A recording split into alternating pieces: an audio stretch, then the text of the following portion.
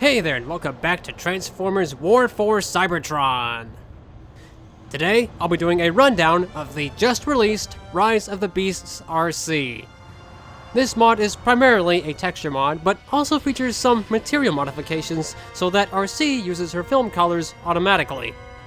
The material mod is compatible for both campaign and escalation, and while I did not include any custom palette colors for her at this time, there should be some accurate enough colors that can be used among the default colors. So they might get included down the line, might not. Not sure. In any case, let's get on to the analysis. So here we have Rise of the Beasts Arcee. Her design in the film is, without a doubt, the best live-action interpretation she's gotten. And it actually translates over to the WC design quite nicely.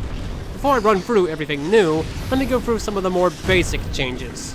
First and foremost, Arcee is using my enhanced base skin, which brightens up her default primary colored sections, as well as some uncolored sections, so that we get a nice consistent color all throughout the design. In addition to that, she has received new high-res color masks and normals, making every texture, aside from the grunge, 204 by 204, which is the way it should be, if you ask me. Well, that's all for the basics. Now, onto the real meat of this skin. We'll start from the head and work our way down. So, much like the film counterpart, Arcee's head is primarily white, with a few spots of pink on her cheeks and on the back sides of her head.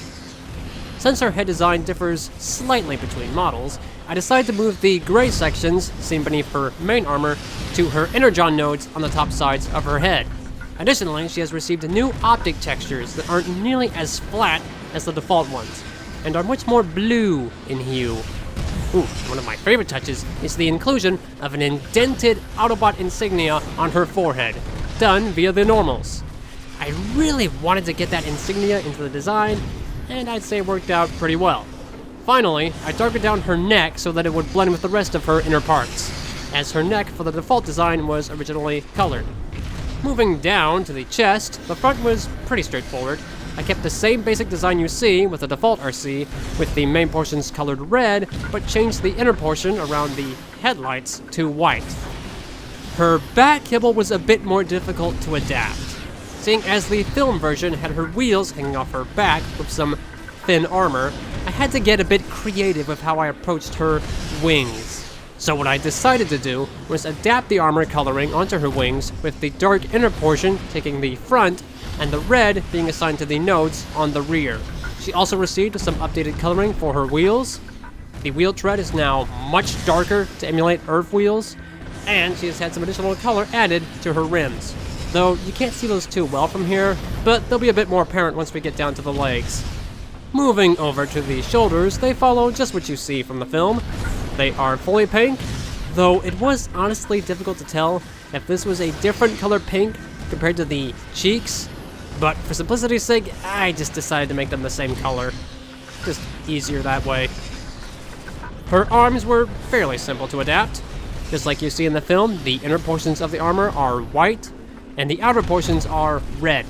Her hands received the red wrist guards, as well as the small red section on the back of her hand, which the WC version also conveniently has. It's always fascinating to see how well some designs adapt between each other sometimes. Moving down to her hips, which are, again, pretty straightforward. The front is fully red, though I did adapt one section of armor to blend in with the interior design, and I also made the side nodes dark gray to, again, emulate what you see on the front side armor. Now, it is rare that I deliberately deviate from an on-screen design, but sometimes you just gotta kick accuracy in the keister to make the character look better.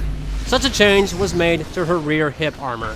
The on-screen has it as being fully red, and while I did stick with that aspect for a while, I eventually decided to strip out some red and leave a section there white. I think it is far more visually appealing than just plain flat red, and certainly for no other more vulgar reasons. That's right, it's purely for aesthetic changes, no other reason. I don't know what you're thinking. Any other possible reason is purely coincidental. Moving on, we have her thigh armor, which is, again, fully red.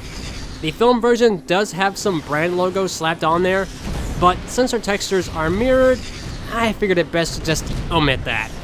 I did, however, add some pink to the upper pieces as I needed something that would spice up the design a bit. Moving down further, we have her knees and feet.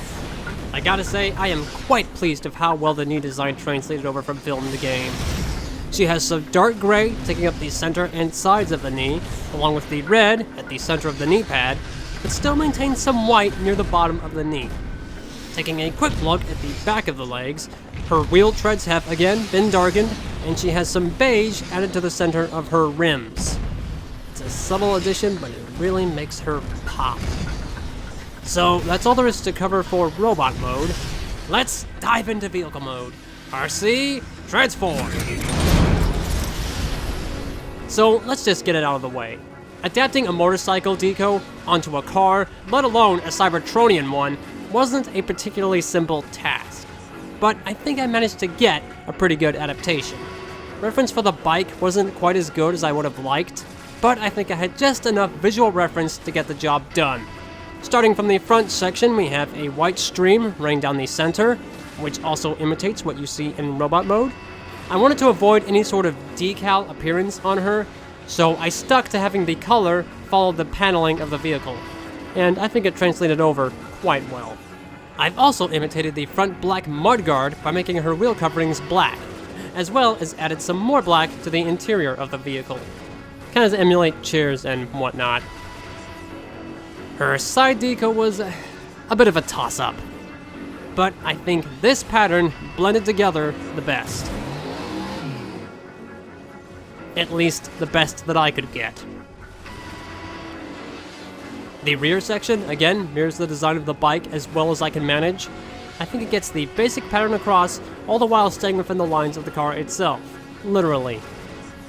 One last bit to mention is her wheels, which, like we saw in robot mode, feature a new dark tread for the wheel, as well as some faint beige in the center of the rim. And that is all there is to say for Rise of the Beasts Arcee. I am overall quite pleased with how she turned out. Hopefully, she'll be the first of many skin mods I will be able to release. Anyway, you can download her in the link in the description, and installation is pretty simple. If you have any trouble, you can watch the text mod tutorial for the Cybertron games. Alright, that'll do it for this video. I will see you in the next one. Stay beastie! Raring to roll out!